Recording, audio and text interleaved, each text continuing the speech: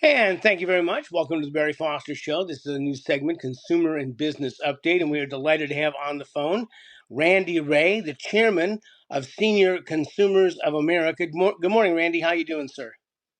Hey, Barry, I'm doing really well today, and thank you so much for having me on today. It's important for the seniors of our state to have a voice, somebody to advocate for them, and I'm just one, and I know that there are others, but we do want to represent our seniors. I'll tell you this, a little fact that many people don't realize.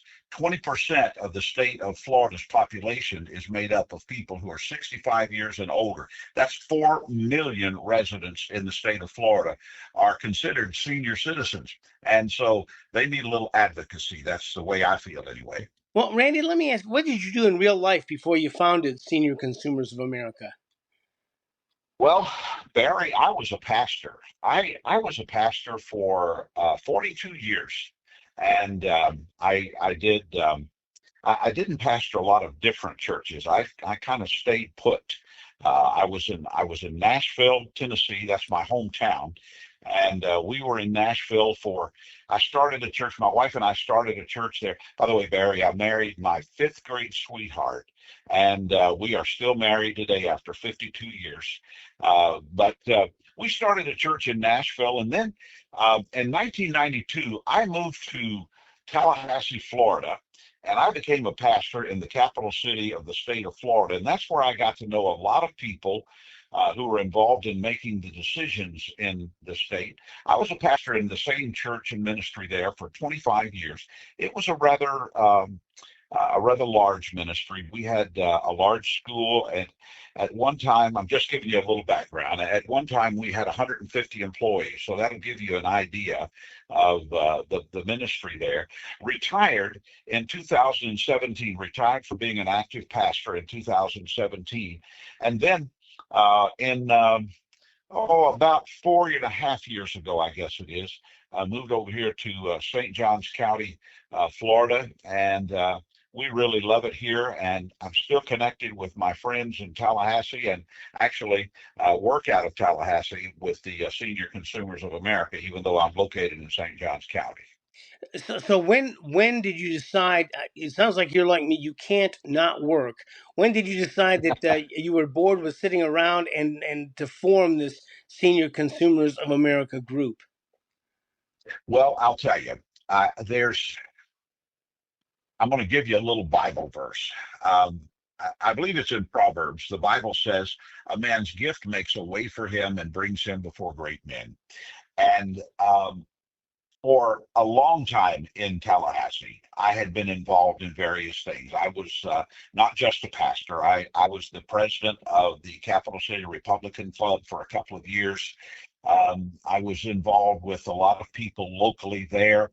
Um, I One of my dearest friends, and you'll know this name, one of my dearest friends, my golf buddy, for 10 of the last 11 or 12 years of his life was Coach Bobby Bowden. Oh, And really? and so, oh yeah, yeah, he we had I figured it out, by the way. And when he died, I called Ann and I said, Ann, I just want you to know I figured out that Coach Bowden and I have played 650 rounds of golf. And I said that's sitting side by side for anywhere from 2 to 4 hours for all those days. And I said, Ann, we talked about everything but football. We sang oldies songs. We did all kinds of crazy things. The point that I'm making is this: through all of the kinds of connections that I had, there came up an opportunity to chair Senior Consumers of America. And by the way, we have a website, and it's Senior Consumers of America. You just spell it out, .org, seniorconsumersofamerica.org. And we got involved early on, and it says that we've been uh, active for about a year. It's been a little more than a year, actually, because we were very active in in the tort reform of 2023, and prior to that, getting the word out about the roofing scams in the state of Florida. That has been, I don't know if you recall the roofing scams that were going on in our state, but that had a lot to do with the cost of insurance increases in property insurance. And so we got involved in that. And from there, one thing led to another. And I get asked to appear before Senate and House committees. I'm happy to do that. And I have some really good relations and friendships in Tallahassee, and you know, even though I'm 75 years old, I'm clothed and in my right mind, and as long as I am, I think I want to keep on doing this kind of stuff. Well, Randy, let me ask you: did you start with a number of different things that you thought needed to get it accomplished? You know, the whole idea of property insurance reform and property rights and affordable utilities, or did you start with like one goal, one purpose, like for instance, you know, lawsuit reform, and kind of branch out from there? Well, it came through lawsuit reform. You know, if the lawmakers in Tallahassee would learn something that I learned a long time ago, and that is you don't have to have a great bill. You just need to meet a serious need. And we looked at this situation, and I will tell you that the state of Florida, according to the American Reform Association, they put out an annual list of judicial hellholes. Now, think about that. And we had the dubious distinction of being on that list for many, many years, up until 2023. When all of this took place with the lawsuit, the tort reform in the Capitol, and that's not done yet. There's still more work to do on that, but we got off of that list, and but that list and those issues, and the fact that even today in the state of Florida, frivolous lawsuits cost every consumer, or I should say every family in the state of Florida, more than $1,000 annually. Now think about that. Every family that's listening to this broadcast, this podcast, this program, every family that's listening to this today, you're paying in ancillary fees an extra $1,000 a year just because of frivolous lawsuits. And that had to be reined in. And it was more than that prior to 2023. And it had to be reined in because anytime a lawsuit is filed, uh, businesses uh, suffer. They have to deal with those lawsuits, and sometimes they even close their doors. And quite frankly, the thing that helped tremendously is what I would call the most consequential session in the Senate and House in the history of the state of Florida was in 2023 when they did this tremendous amount of lawsuit of tort reform, and so that kind of pushed me into it. And though there are other issues that we deal with, matters of course, healthcare, and we always look at prescription costs and those kinds of things. But we got pushed in the direction of trying to advocate for the seniors in the state of Florida through the tort reforms that were coming and the issues with homeowners insurance in the state of Florida. Well, I know the governor just vetoed House Bill 6017 that would have permitted lawsuits for pain and suffering in medical malpractice situations. So, how does that affect us as seniors? Well, I will tell you that it's a tremendous help.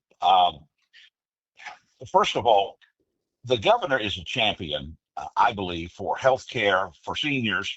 I don't. I have no problem with the governor's priorities, with the governor's desire to be of help and a voice of reason and common sense in the state of Florida. I absolutely love that. And after the after the tremendous tort reform in 2023, then the nose of the camel tries to get back under the tent with this House Bill 6017, and there was a matching Senate bill, of course. But that bill was doors that had been shut for a long time, and new doors that were shut and I'm just going to say it, the Trial Lawyers Association were financing trying to open those doors back up because uh, they had seen limits to their revenues, and the thing that was happening with House Bill 6017 is that it was expanding the ability to sue for wrongful death or sue for malpractice, um, to those who do not, who were not directly affected economically. Let me give you, I'll give you a for instance on that.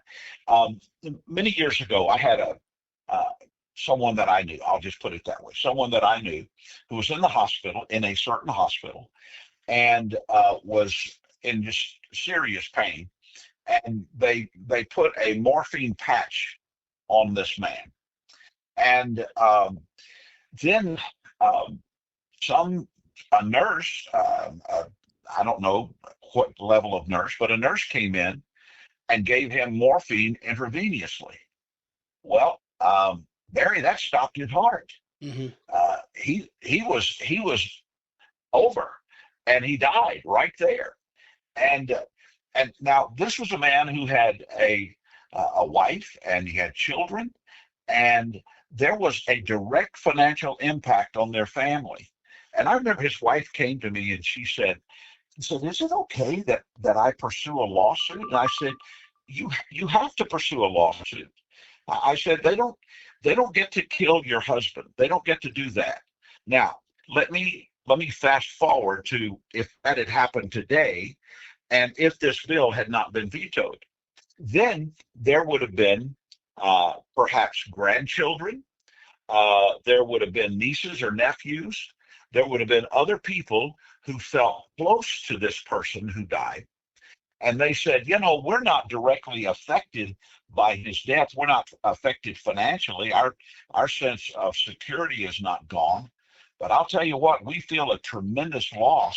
And this bill that was vetoed by the governor, thankfully, was would open the door to pain and suffering in medical malpractice lawsuits. And pain and suffering is a phrase that means Pandora's box. It means that you can open it up to everything and everyone and I don't mean to be, I really don't mean to be crass or harsh in this, because it's heartbreaking to hear what some things have happened. But uh, while my friend should have been able to recover, his wife should have been able to recover from a lawsuit because of the double dosing of morphine and his death. While she should have been able to do that, I don't think that it's reasonable that people down the line who are not, let's say, adult children who are already away from the home, they should not be able to be part of that lawsuit for pain and suffering, because their dependency on his economic well-being was no longer relevant. But that's what this bill was opening up, and quite frankly, it was opening a situation that could go on forever and ever. And so the governor says, no, we're going to keep this limited like it has been for decades. And there is a vehicle, and there has been a vehicle for a long time for this kind of a lawsuit, as I've already given by example.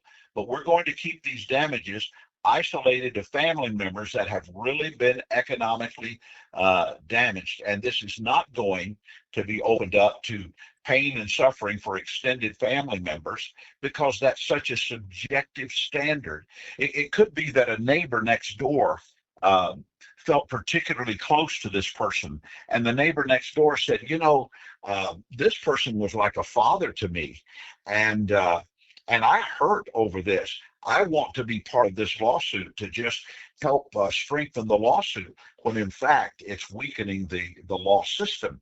And so, thankfully, the governor vetoed that, and at this point, we're not going to see the malpractice insurance go up even higher, or the cost of health care go up even more.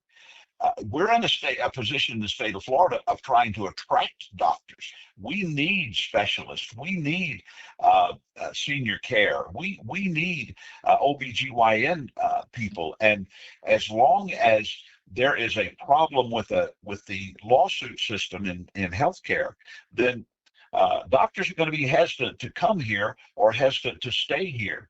And so, to that end, we're very thankful for the governor and what he did. We're talking with Randy Ray, who's the chairman of Senior Consumers of America.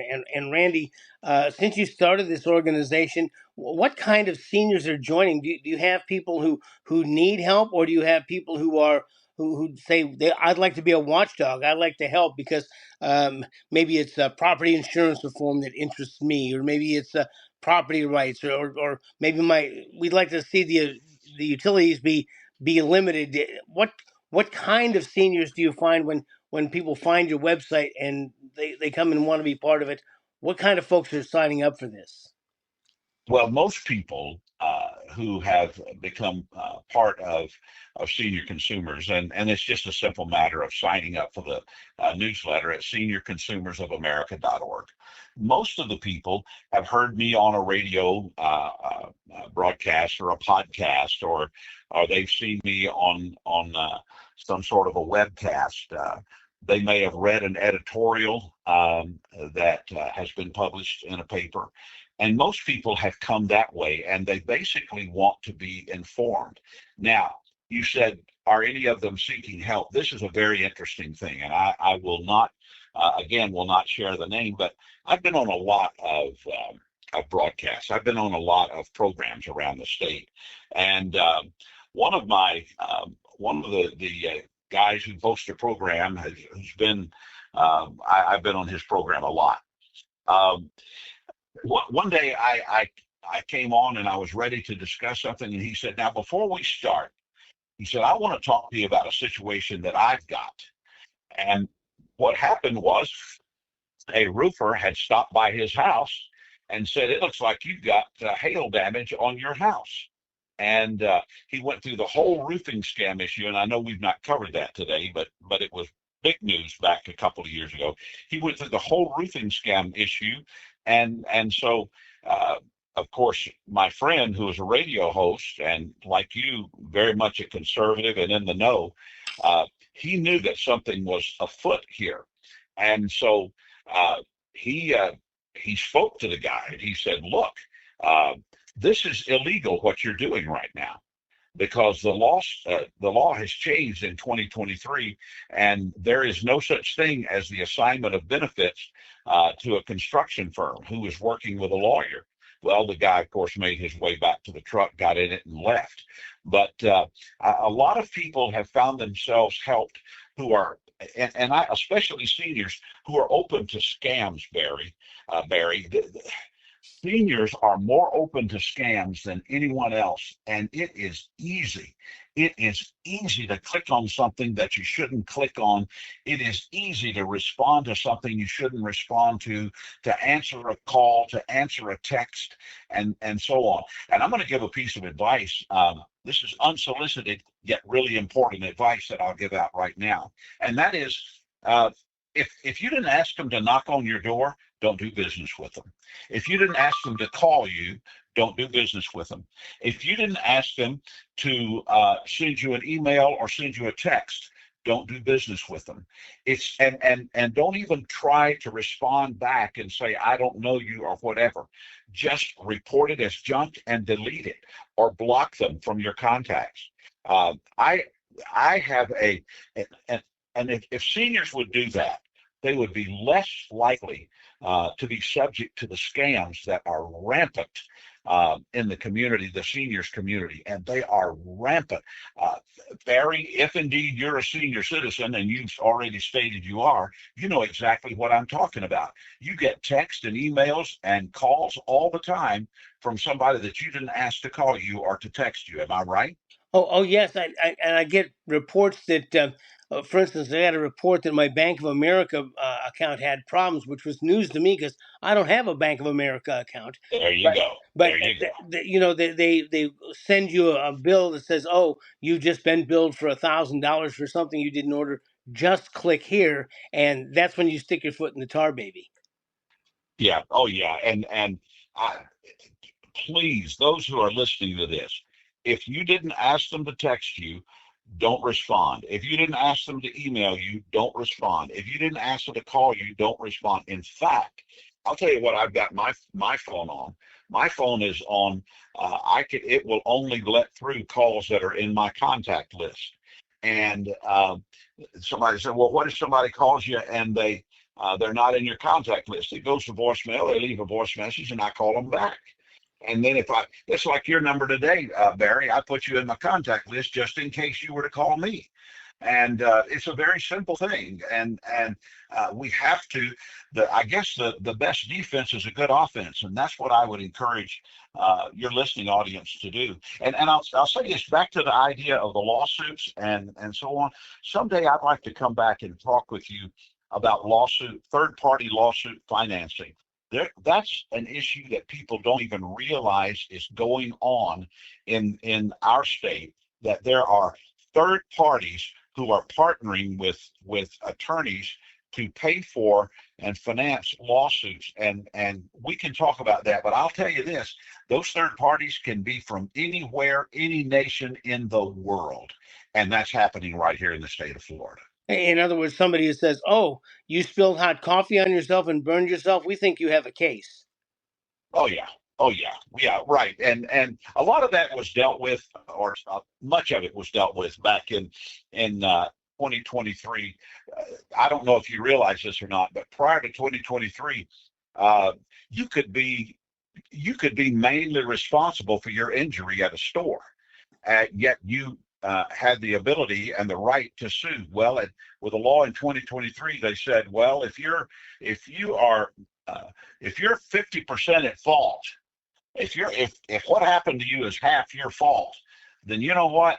Uh, that we're not going to allow you to sue. If your high heels got stuck in the crack on the sidewalk, that's on wearing those spiked heels. If you saw uh, a wet floor sign in Publix because there had been a spill and they had to mop, and you decide that you're going to run and see how far you can slide on that, and you slide in and bust your head, well, guess what? You can't sue because that floor was wet because you were told and you weren't supposed to be sliding on it anyway. So there are a lot of things like that that have happened, but there's more things that have to happen in the future because we still have to keep our eyes open. And I can assure you that there will continue to be legislation that will try to open back up the lawsuit culture in Florida to the degree that it's been closed in 2023.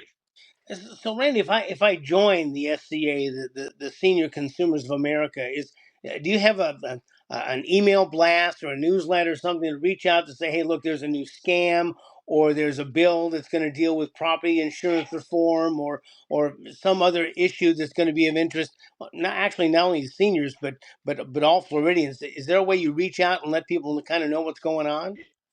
The answer to that is yes, and I will actually give you the name of another organization too. I mean, I think that I'm for seniors getting information, whether it's from us or from someone else, but they can certainly, and I want them to sign up for our newsletter, seniorconsumersofamerica.org, but also the Citizens Against Lawsuit Abuse, CALA. .com, I believe. You can go on that and sign up for the Florida newsletter, cala.com, and they will keep you informed as well.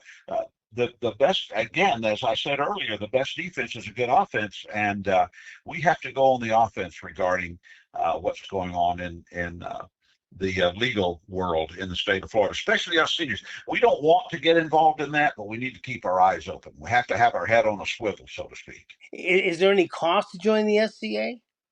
Oh no, absolutely not. Absolutely not. None whatsoever.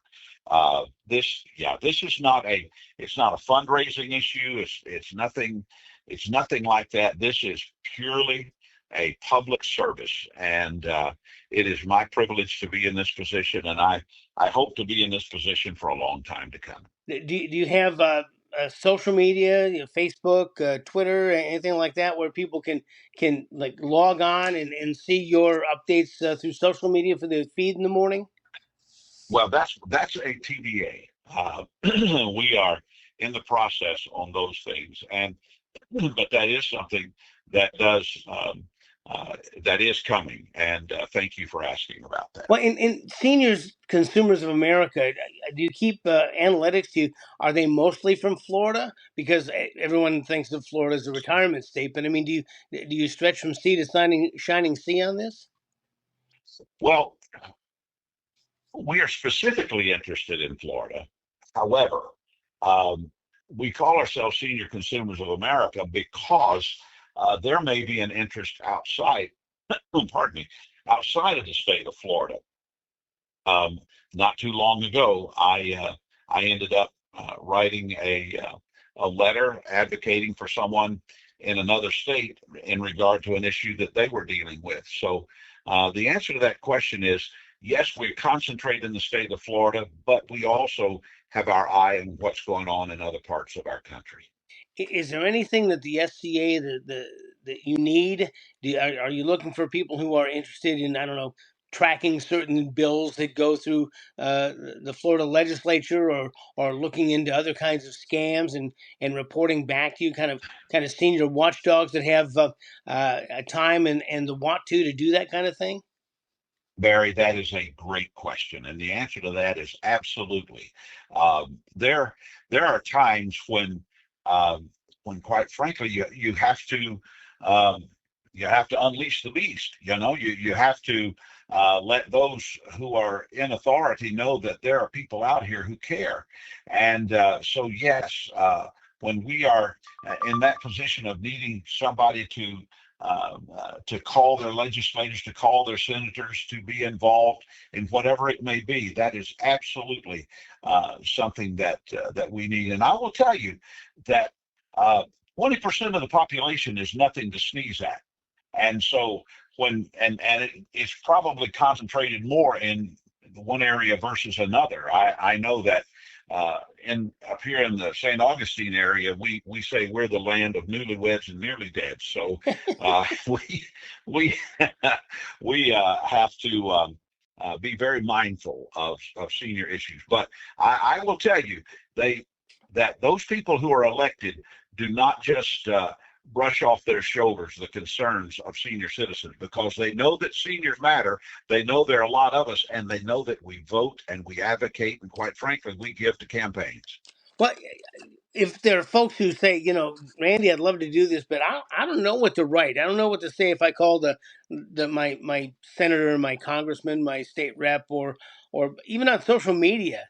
Are there kind of templates? Do you kind of send them bullet points? Say, well, these are the Yeah, important yeah, things. yeah, you always do that. You never want a senator or a representative to get 200 of the exact same letter. However, they can get 200 emails that are making similar points, and those points are furnished by organizations like Senior Consumers of America and also CALA and others. So the answer to that is yes. Nobody's asking anyone to get out there with their bare face hanging out and do something they're not prepared to do. So Randy, what's on the horizon? What's next for the SCA, for the Senior Consumers of America? What a project you working on right now? Well, as I mentioned earlier, we have to work with others regarding third-party lawsuit financing. Um, there's there's also going on in Tallahassee right now. I don't know if you realize this, Barry, but the legislature, the session is technically still open. It's still in session because they have not come to a point regarding the state budget, and the the the infighting that's been going on regarding the state budget has to do with cuts. Somebody wants to cut sales tax, and somebody wants to cut property tax, and it's kind of reassuring that the debate that's going on is over cutting taxes and not over raising taxes. But as far as the seniors are concerned, it would be more to our advantage um, for there to be property tax cuts. However, we'll just see how that shakes out. I do know that there's an initiative that has begun in the state of Florida, and this will blow some people's hair back to eliminate property taxes altogether in the state of Florida. That Yes. is huge. That's a huge thing. We just had Representative Chamberlain on earlier this week talking about just exactly that. So, but yes, I would love to have you back on, not only to talk about third party financing of some of these lawsuits, but also a number of the different policy issues that are going on and things that are happening in the state of Florida. This is just a wonderful thing. I can tell you right now. You go to seniorconsumersofamerica.org, just spell it out, common spelling, and you can find out about the SCA. You can see the issues, but most importantly, join the SCA. The best part is it comes at no additional charge. You can do it absolutely free. Randy, you're doing a great work, my friend. Thank you so much. Barry, I appreciate so much you having me with you today, and I look forward to a return visit. Dr. Randy Ray, Chairman of Senior Consumers of America. You've been listening to Consumer and Business Update as part of the Barry Foster Show. Remember, like and subscribe and invite your friends here on YouTube. As we continue to look for truth, justice, and America way, we will see you next time.